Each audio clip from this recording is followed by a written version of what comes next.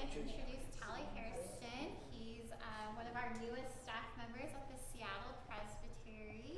He's currently about to finish his PhD in educational leadership at Seattle Pacific, which you know is my alma mater as well, so I'm very excited for him.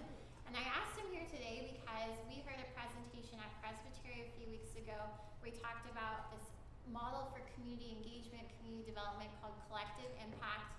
And when I was sitting next to my elder Chris, we just said, this is so Newport, because Newport has always been so involved with the community, and this is a great way to think about where faith-based organizations can make a difference in their neighborhood or in the larger area. So I'm going to let him just go, and I hope you will leave inspired to change your community the way that I was the first time I heard him speak. So come on up, Tali.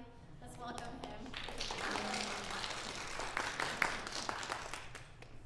Well, good morning, everyone. Good morning. I am returning from Columbia with the Presbytery, Columbia, South America, with the Presbytery, and I caught a cold on the way back because you're like on 5 airplanes, and I haven't been able to shake this one just yet. So I'm going to keep my distance as best I can, and probably won't shake very many hands. But I have 4 children. And one is in middle school, and her name is Jordan. And we think Jordan is a walking germ. She's a carrier for everything. She rarely gets sick, but everyone around her does. And then Lanaya is Jordan just turned 13. Lanaya is 14. She's a freshman, and she's our artist. She's doing really well, and has been in big plays, and is a singer, dancer, and probably will try and get us to send her to art school and not college. But we're negotiating that now a little ahead of time. And then Isaiah is the oldest. He's 21, and Kennedy is 19.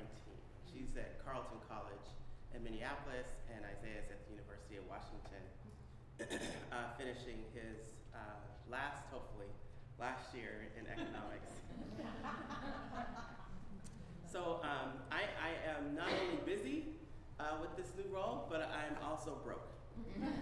Because when you have 2 kids in college, you have no money and you have no time. And so I actually was 17 years at Seattle Pacific University as the director of the John Perkins Center.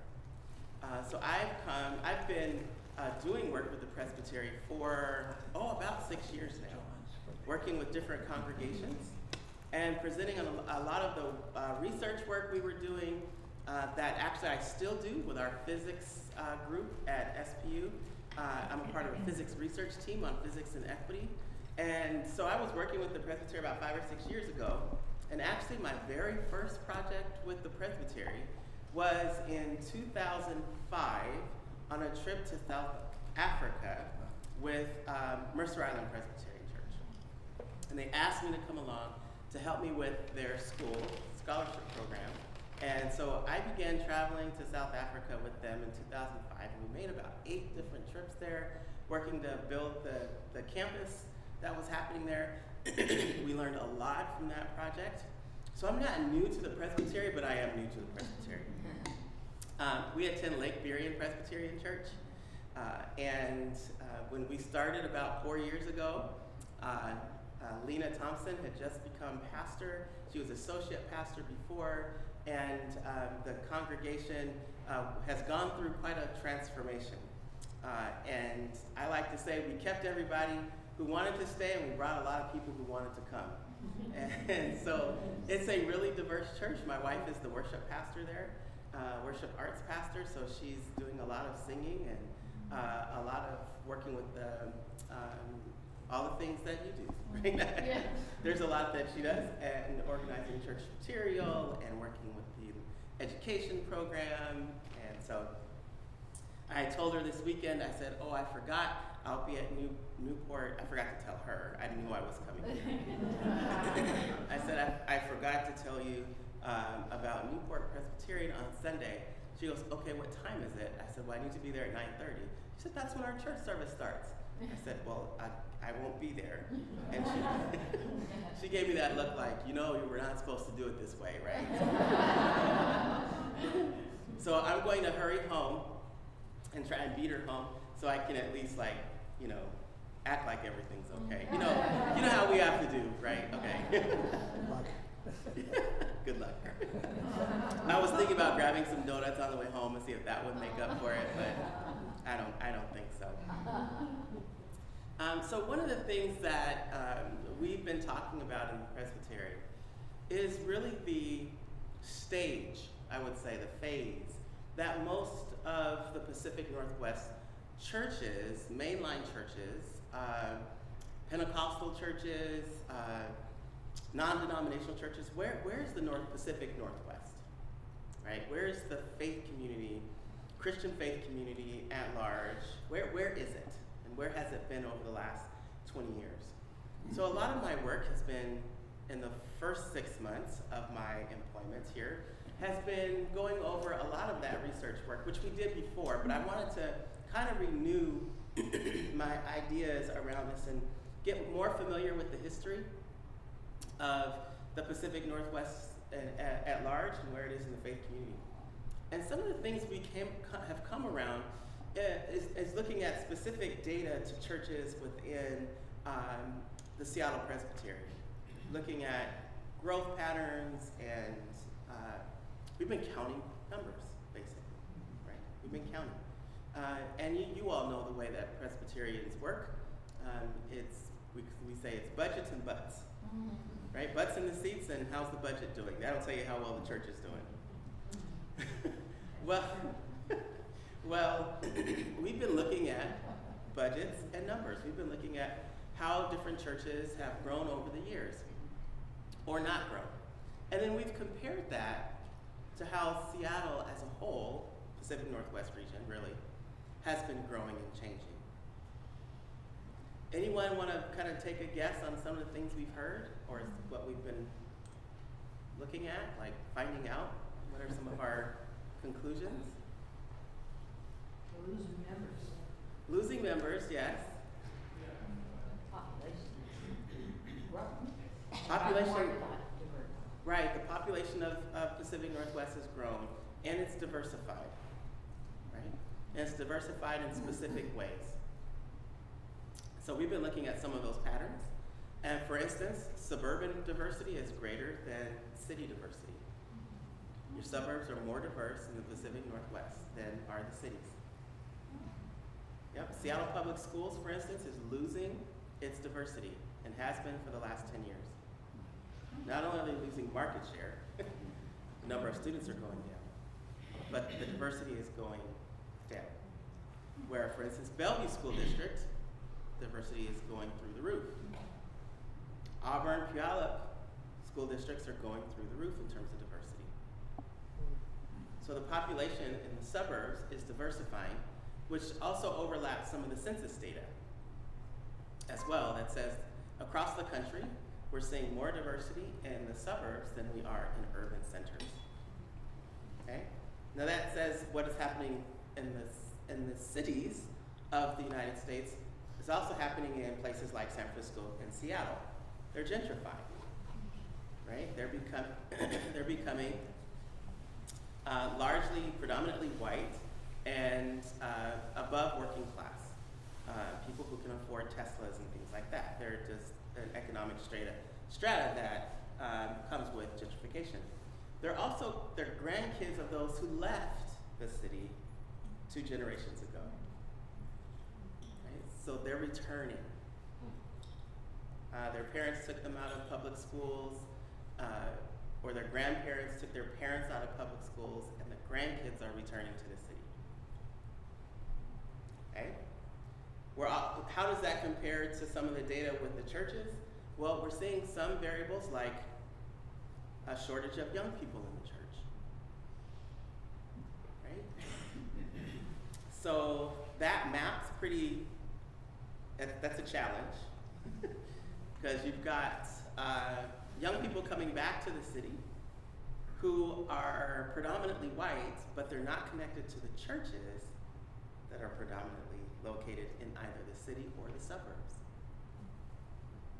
And we see this in some work recently on the book it's a bad title, but it's called The Death of the Church.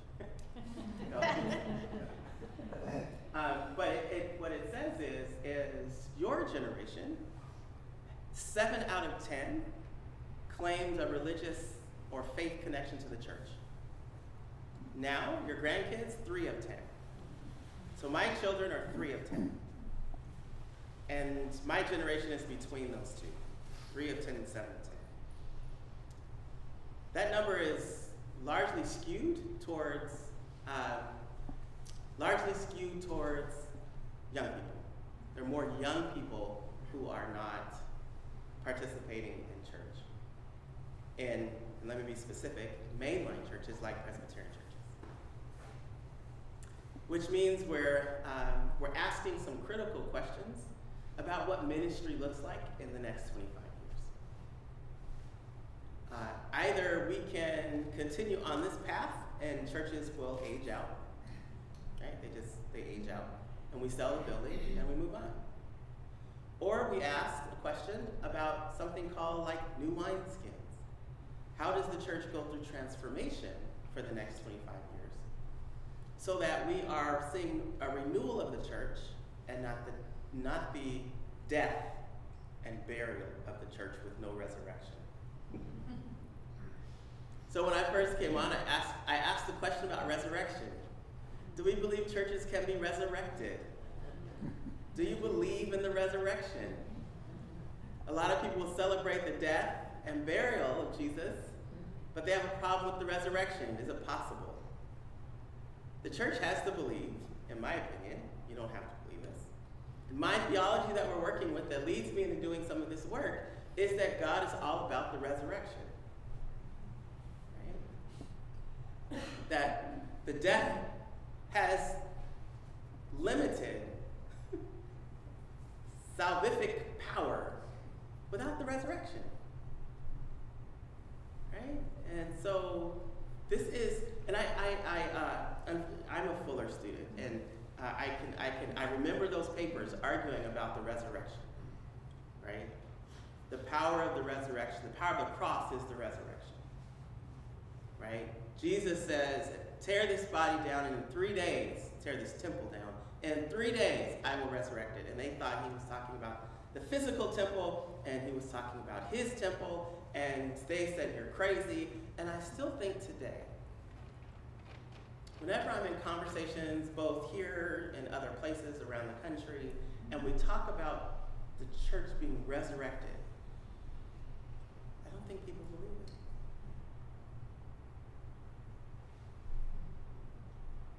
I don't think people believe it. It's too hard. It's too uncomfortable.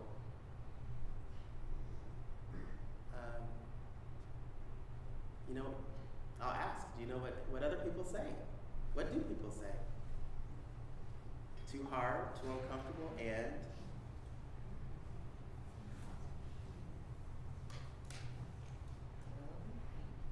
yeah, not relevant? Well, it's hard to change. Change is difficult, yes. Hard to Maybe change transform. So traditional to understanding what the younger generation needs. Sure, yes. Maybe transformed rather than resurrected. Or resurrected in a different mode than today. Yes. Well, you're getting at something we're going to cover today. What else? Anyone ever ask the how question? Like, we just don't know how. Yeah, that's true. How do we do it? How do we go through this? How do we experience this? What do we do?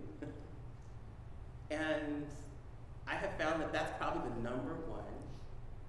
Once you get past the feelings of it's scary, right? So we're afraid. It's uncomfortable. It's challenging. Once you get past that, it's this question of how. No, but how do we do it? Okay, I'm over my fear. How do I do it? There's a lot of things. I am afraid to do, but once I learn how to do it, it can manage some of that fear.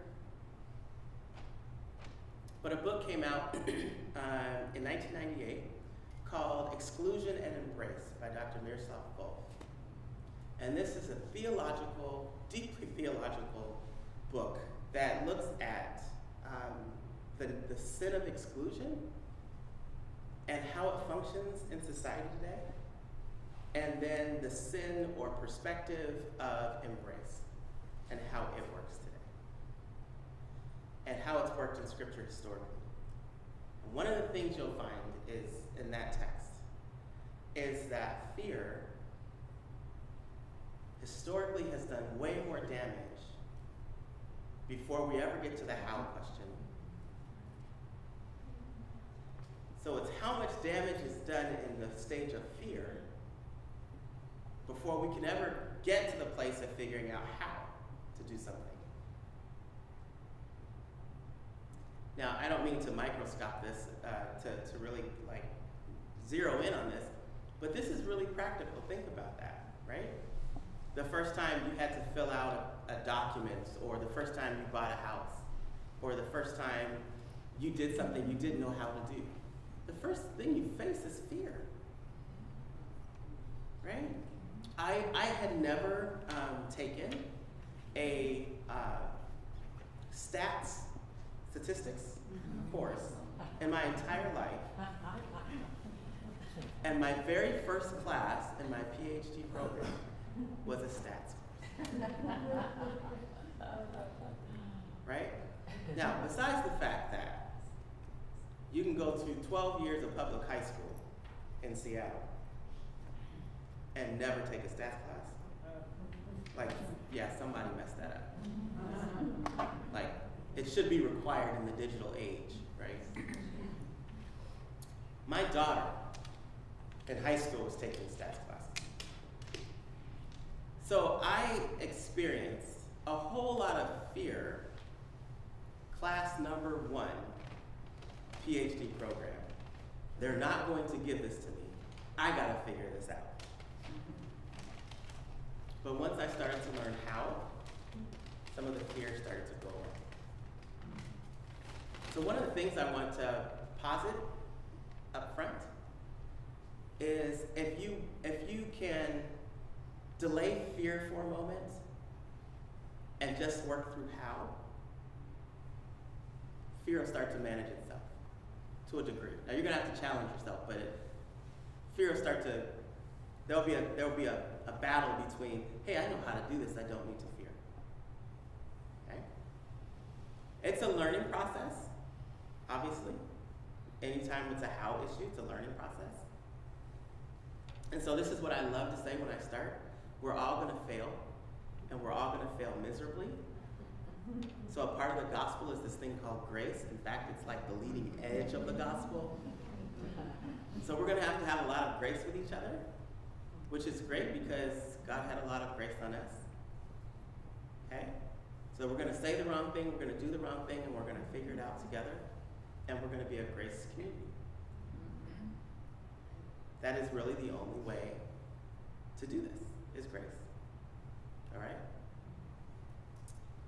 Questions? Statements? Ideas? Amen.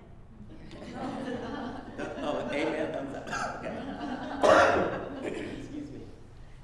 Okay, so I pulled this quote from Douglas John Hall. Jesus said, "Feed my sheep, not count my sheep."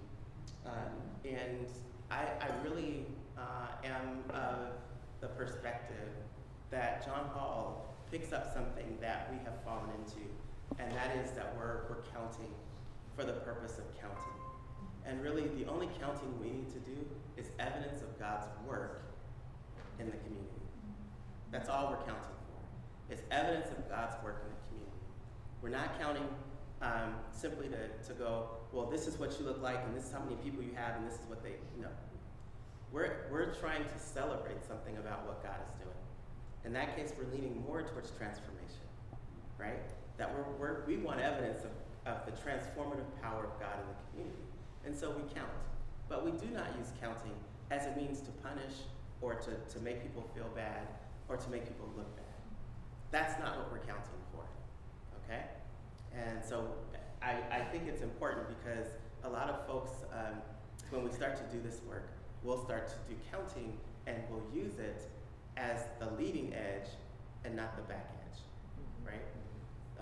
We do counting on the back end of our work. We feed the sheep on the front end, okay?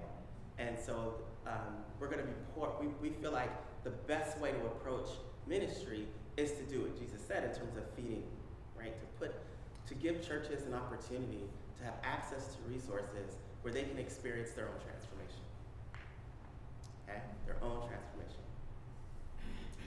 So what is it? What are we talking about when we say community engagement, okay? What is it? Now, here's my first point. It's different from missions and service.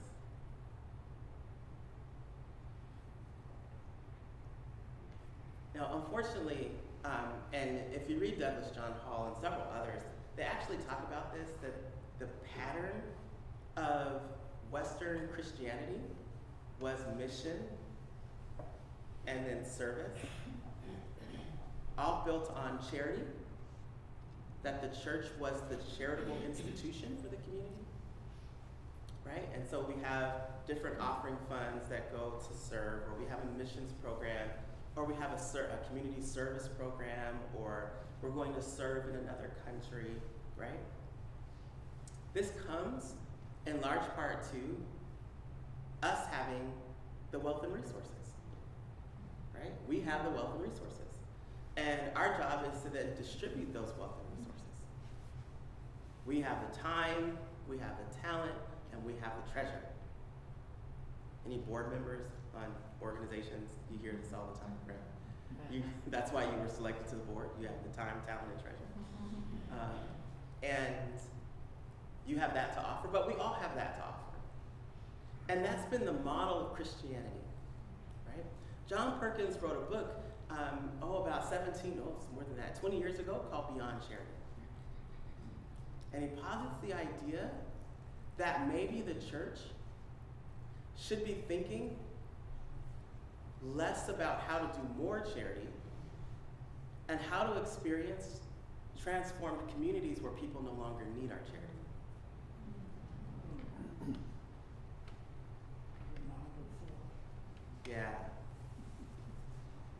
Yeah, what do you think about that? There's a lot of head shaking.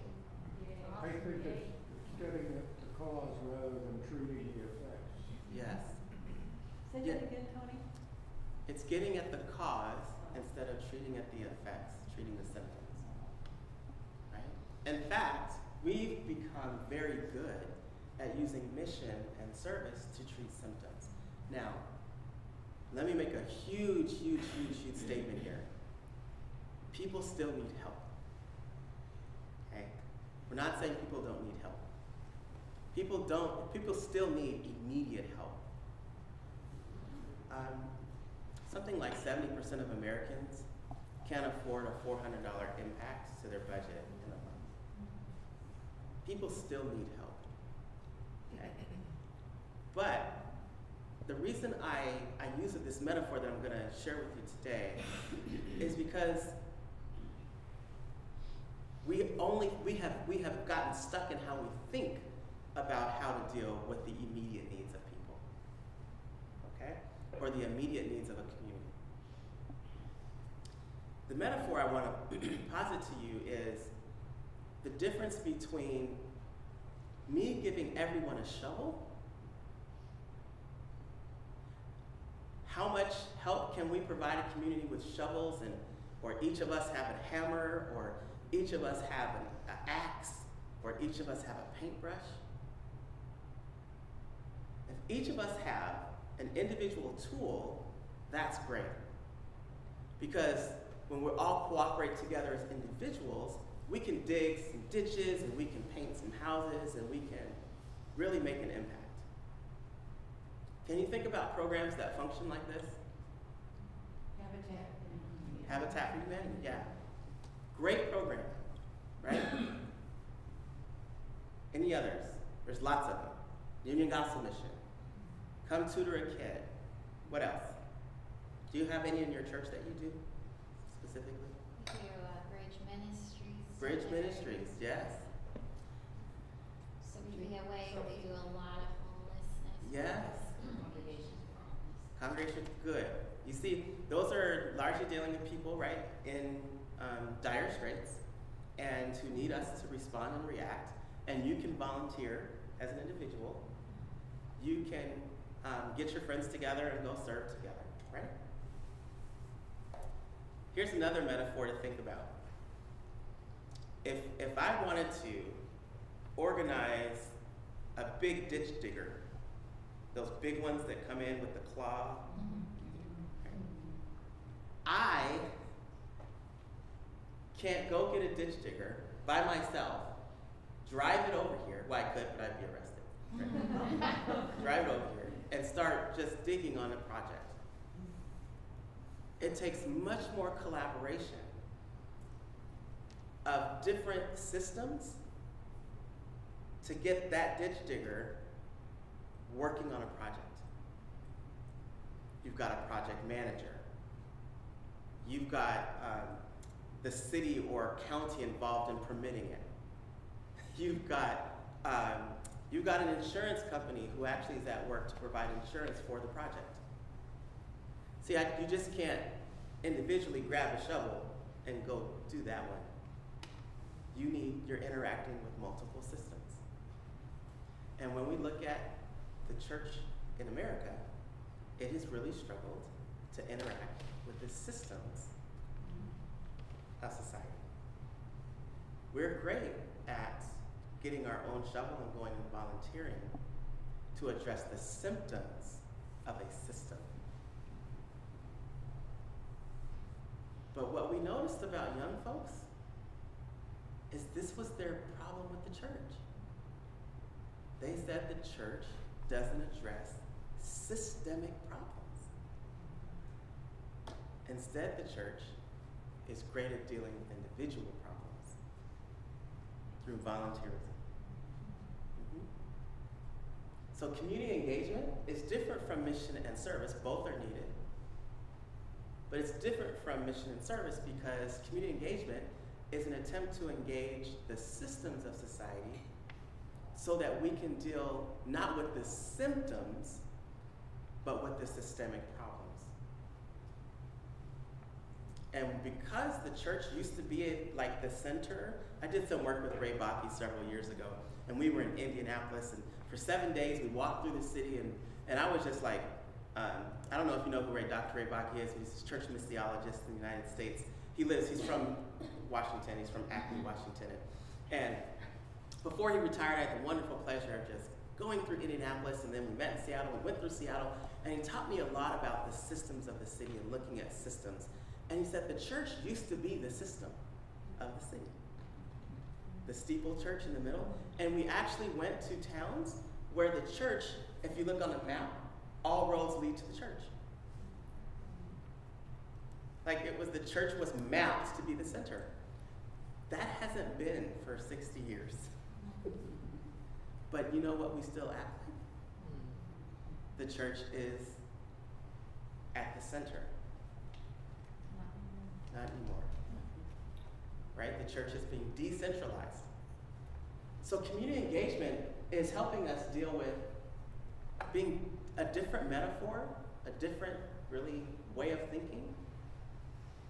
And immediately people go, okay, where's the Bible for this? Right? We got Bible for service. We got Bible for missions. But where's the Bible for dealing with the systems?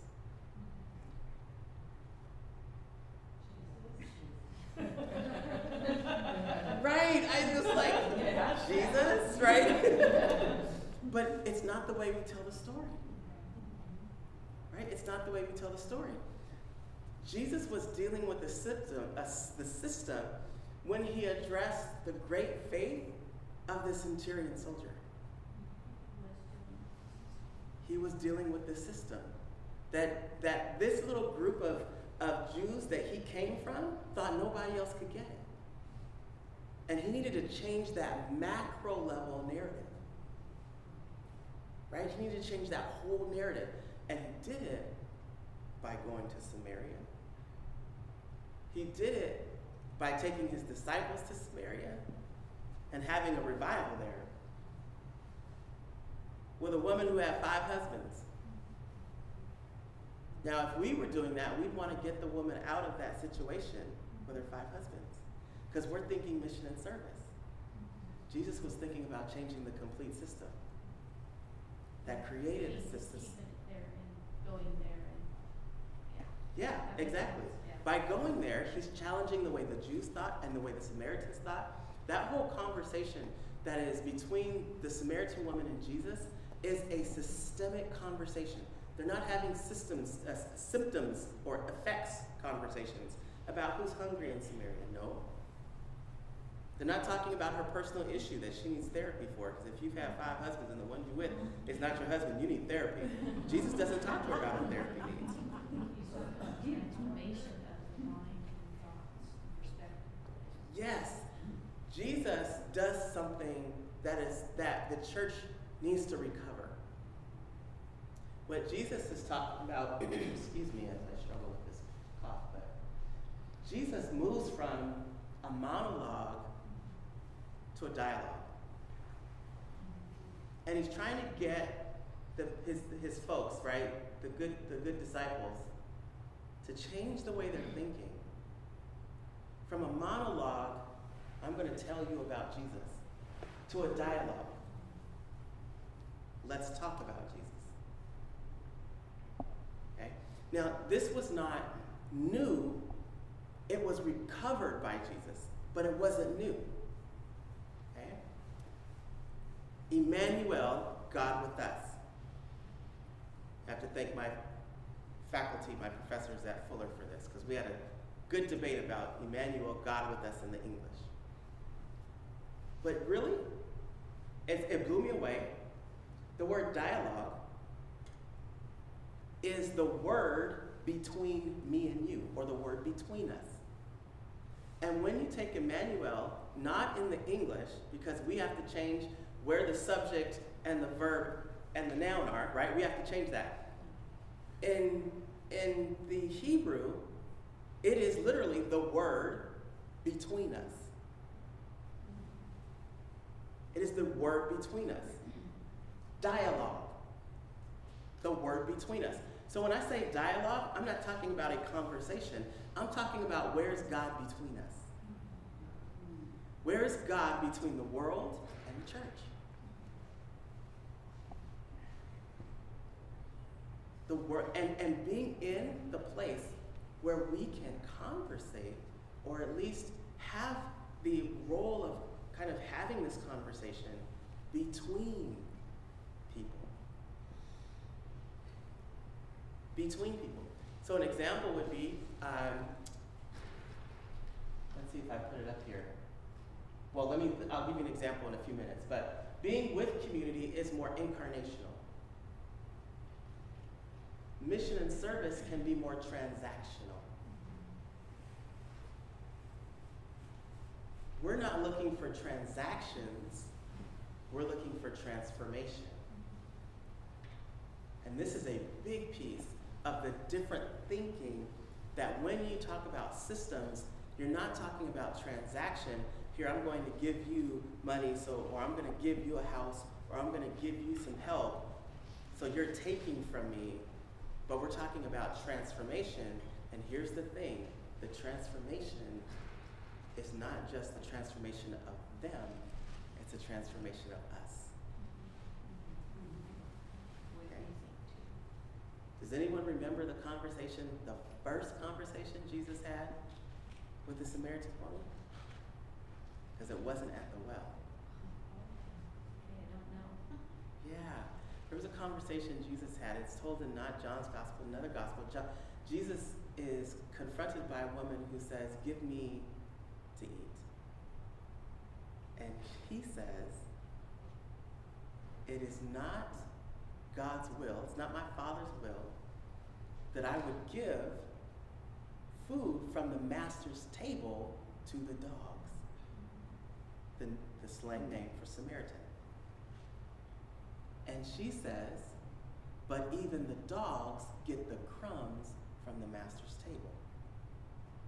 And Jesus says, wow.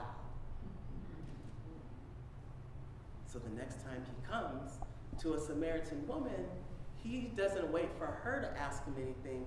He says to her at the well, give me to drink.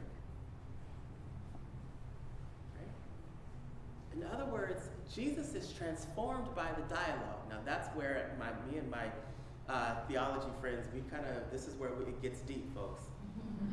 Are you saying Jesus was transformed? I said Jesus is not transacting, he's participating in transformation. And that transformation, because we're not Jesus, so we don't have to worry about whether Jesus was transformed or not. What we have to worry about is, are we transformed by the interaction with others? I would love for every young person, every college student that I sent to another country to come back and go, I was transformed. But most of the time, they talked about the transformation and impact they had. Community engagement, because it's the incarnation that we're talking about, being present in a community with people in dialogue, it's transformational. It changes us. Okay? It impacts us. It has an impact on us. Okay? So the Harvard project was one we got called into recently, where the city of Seattle said, hey, we'd love for you, Tali, to come along with our special assistant to the mayor to Harvard around a faith and education conversation. It's the first one that they're gonna have. It was last November. And faith communities from around the country, there's only 85 of us attendees who were there to have this conversation with Harvard. And what was interesting was Harvard, in their School of Education, was asking a question of the faith community around its participation with education in new ways. You might say, well, we've been involved in education as a church. We've been involved in education as a Presbyterian for years. We have great universities, great seminaries. Yes, I get that, right? What are they positing that's different then? Right? Well, historically, education in Western Christianity was a way of pulling people away from the systems of society. It was a way of getting them out of. Right? It was a way of, as one college president said to me last year, it was a way of building a wall around the church. It was a way of protecting its doctrines. It was a way of preserving its culture. The question that Harvard is asking now leads to how the church is transformed by its engagement in education in ways that are different than protecting its doctrines and protecting its culture. But how does the church engage with society in such a way that the systems are challenged by people who have a biblical perspective? So how do we think about homeless differently? So there's a group of us who have been a part of working in King County around incarceration. And Sean Good, who's a minister, leads an organization called Choose 180. It was started by Black pastors about 6 years ago to present diversion opportunities to the prosecutor, so that we could, and what they did was, they asked the prosecutor, is it possible for you to stop thinking about incarcerating kids and start putting them in diversion programs where if they come with us and finish our program, they will not basically get charged. Which ruins their whole lives. Which can ruin their whole life. Well, the prosecutor said yes. And so there's been a group. When I go to this group's meeting, it's a lot like going to church, because a lot of people I see in the Black community who are ministers and pastors attend. They don't attend, though, as ministers and pastors. They attend as community leaders or community organizers, or just people wanting to make a difference. And they represent this idea that kids should not be locked up, but should be given to the community. Well, that led to a conversation, and is leading to more conversations, and you may have heard this, that King County is now thinking through how to treat incarceration or violence as a public health issue and not as a policing issue. We have made police responsible for managing unhealthy behaviors of communities. And what we did was, and what people are doing across the country who name Jesus Christ as their Lord and Savior are saying, let's treat violence like a public health issue and get people who know how to deal with public health to deal with violence in our society. Mental health issues, the effect of poverty over generations on one's self-esteem. So you get young people acting out because they're third generation welfare. And we treat their violence by disciplining them, kicking them out of school. Well, that's being challenged as well now. Just a vicious circle. Right? So we're thinking in terms of how do we, right, help society think differently as a Christian community. Well, one, it means the Christian community knows how to think about these issues. And well, you know what we found out when we started digging under the Sunday school books and the robes and that a lot of Christians just didn't know what was going on. They didn't know the seasons and times that they were living in. So our first effort is to become more informed. What are these systems and how are they at work?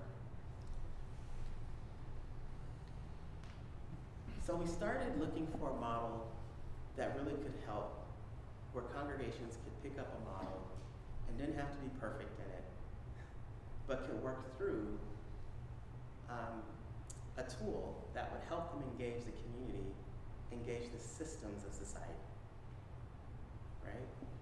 And so we looked at something called collective impact. And collective impact is one model. It's not the model, it's one model, it's a model that allows for congregations to become conversant with the community.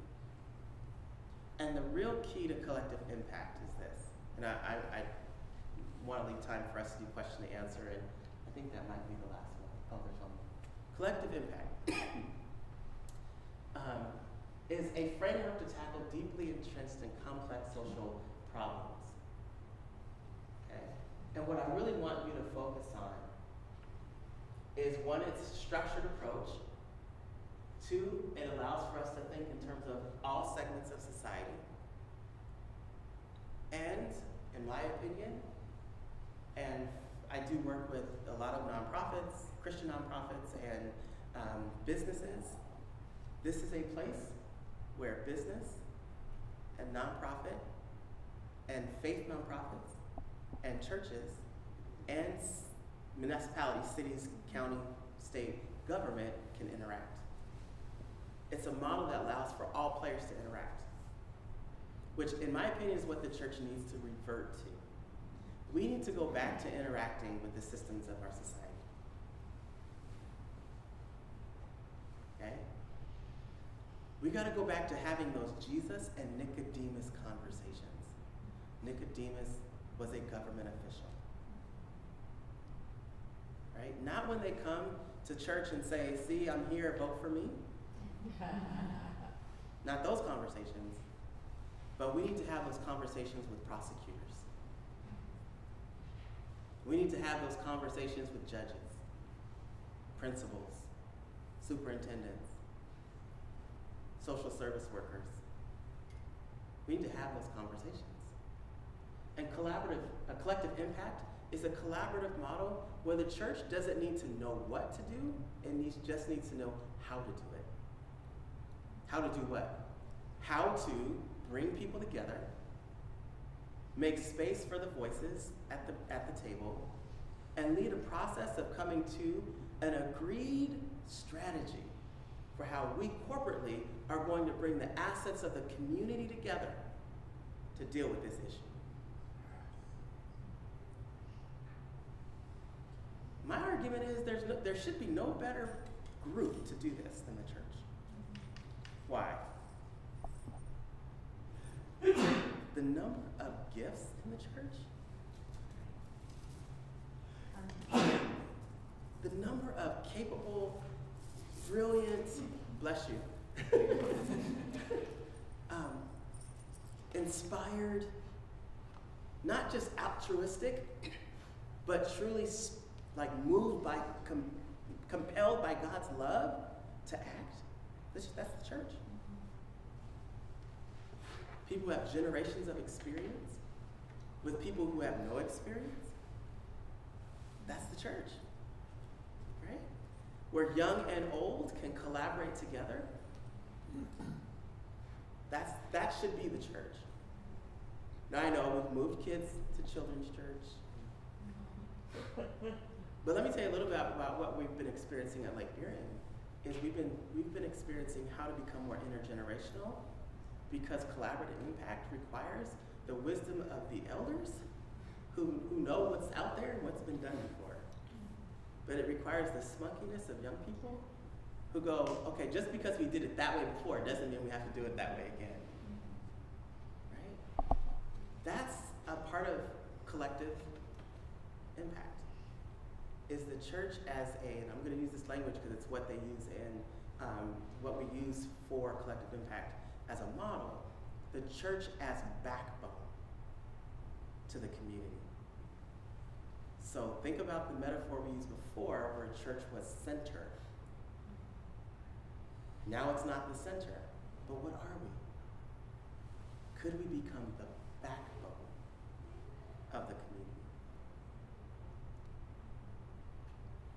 Okay, I'm gonna stop there. I gave you tons to think about. And so I'm gonna give you a minute to think about questions, concerns, statements. Like, what do you mean? Like, can you give us more examples? Whatever it is, I'm gonna take 1 second, give you a chance to think about it. And those of you who have to sneak off to worship can sneak off.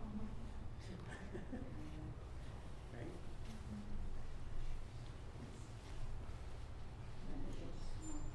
Oh, you are too kind, thank you. Yeah, it's cold milk by now. Refill, yeah.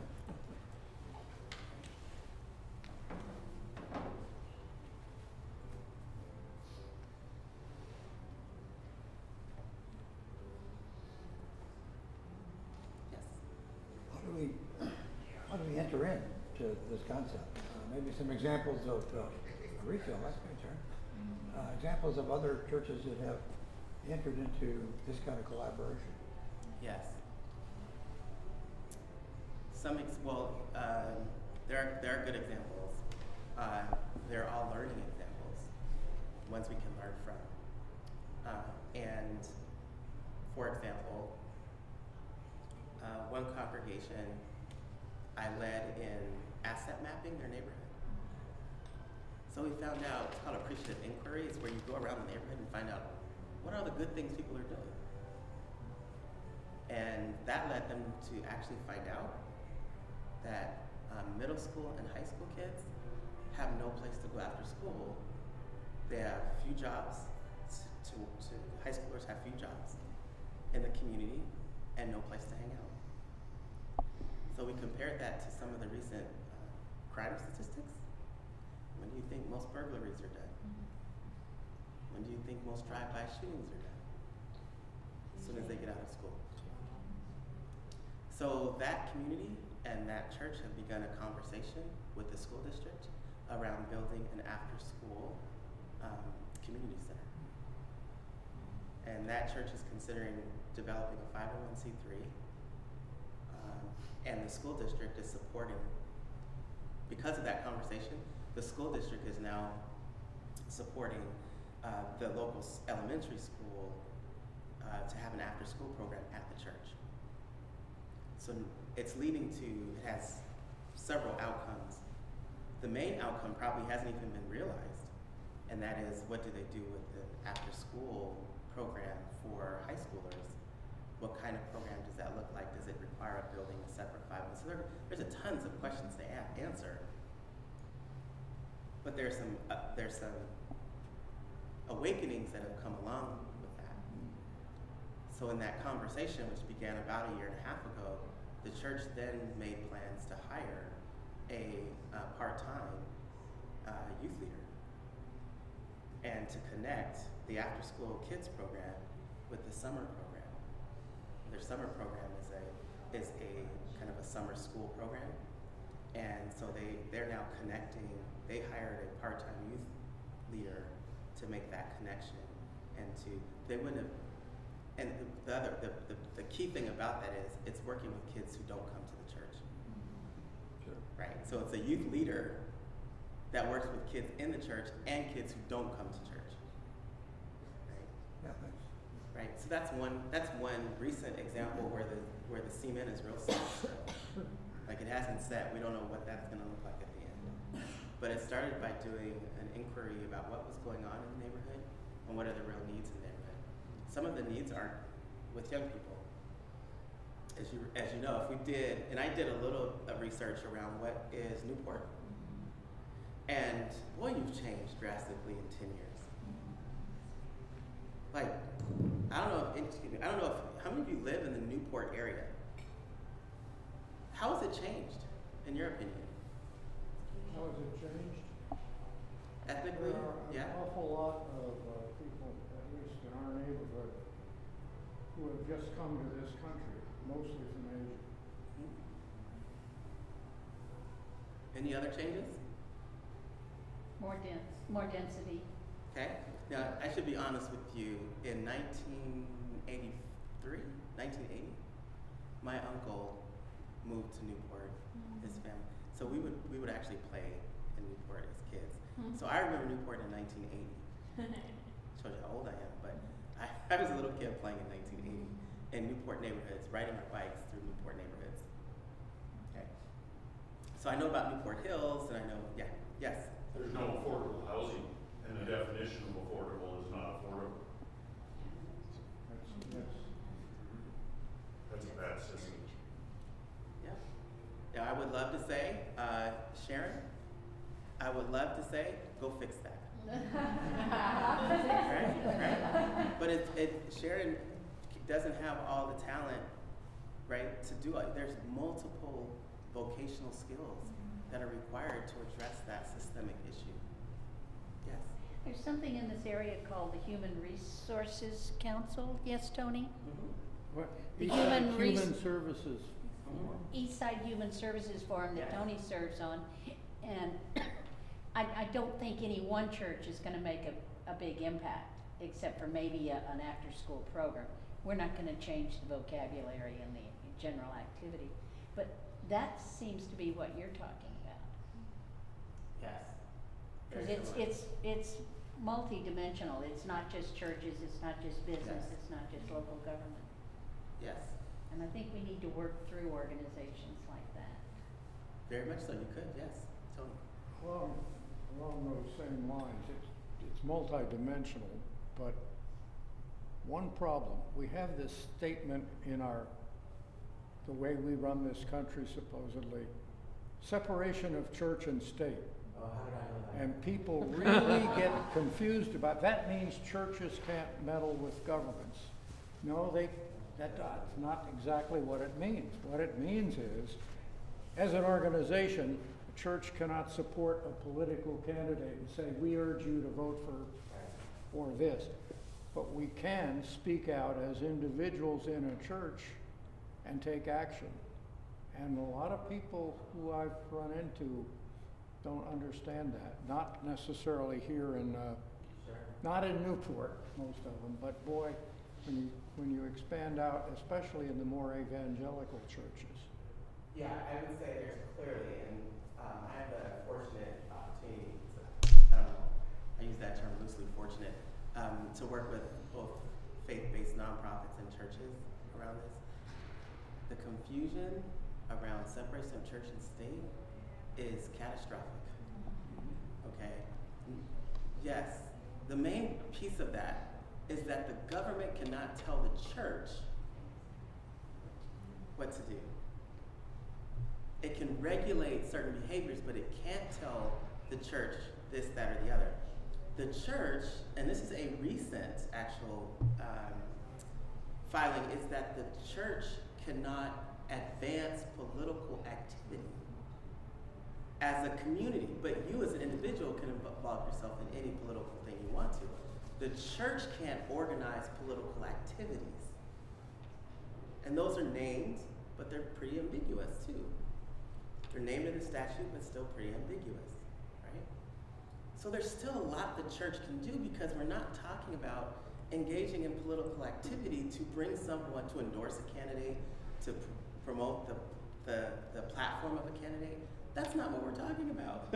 What we're talking about are, what are the issues like a lack of affordable housing that have impact in other ways in our community, right? What are the related effects of a lack of affordable housing, right? And how do we engage all sectors of society to answer that question? We become, in many ways, the church then becomes a convener of the conversation. So instead of attending a convening, we create a table for convening, where that takes our work to get together to figure out what we know in the neighborhood, in our church, who should have that conversation, who should be at that table from the church to help collaborate or coordinate a convening. Right? And where we bring, and this was amazing, because when I was having this conversation with a King County staff person, I won't say their title or anything, they were really surprised that a person who is now connected to 45 or so congregations in King County would be talking about this. Right? Mind you, when I came to become the director of the John Perkins Center, 2004, the first call I got, literally the first call I got, was from the Gates Foundation. And this is the question they wanted to ask. This is the question they asked me. How come the church doesn't have any representation on issues of public education?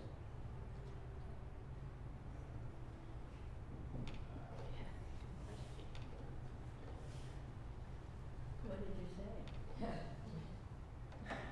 did you say? This is being recorded. No, I was really honest. I said, as long as you're giving, and I named the organization and the amount of money that they gave this organization that was disconnected from communities of color in Seattle, I said, you have not earned the trust of the community to even know who was doing that work. Right? So if you're gonna challenge the church, right, I'm gonna challenge you on how come you've never asked the church. You've never given money for the church to organize around this. You've supplied everyone in power with those resources, and then wonder why we're not playing ball with you? So That's like Jesus' first conversation with the Samaritan. That's Yeah. right. That's Exactly. right there. That's right. Exactly. So, I think we're the church. Here's the church at that time, at the turn, of the century, right? 2001. Some of us were still thinking things were going to end in 2000, right? There was a lot of weirded out folks in the church that time. We weren't thinking, change the world. We were thinking end the world, like. Right? So by 2005, the church was still realizing it exists. The world has continued. None of our computers shut down. Y2K didn't happen, right? So in 2005, there was still this notion that the church was figuring out where it's going to go, right? In 2005 to 2008, the evangelical church went through the same decline that the mainline church went through in the late 1980s. And now the mainline church and the evangelical church have experienced the same demographic downturn, and both are asking, where are we going in 25 years? Because our seminaries don't have enough students to support their programs, right? I can name the seminary, right? And I can tell you what their VP of Strategic Leadership said to me was, we're endowed, we have enough money to exist for into perpetuity, we just don't have any students. Okay? That's that is endemic of mainline and evangelical churches to now. You have the money to exist, but now your sanctuaries are empty. You have the money to keep the building, but you have nobody to attend. The downturn is leading to questions on whether the church can use a strategy like this to engage communities of color and women in ways that never has been before.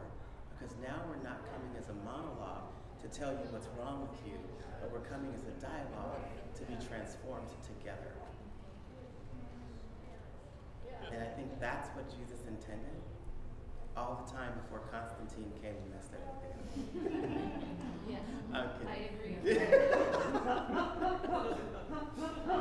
Yay. Christian, I love history, and I'll say this in closing. I love history, I like so the history too. I tend to read things where the church changed dramatically around Constantine. Yes. And when we became a patron of the state.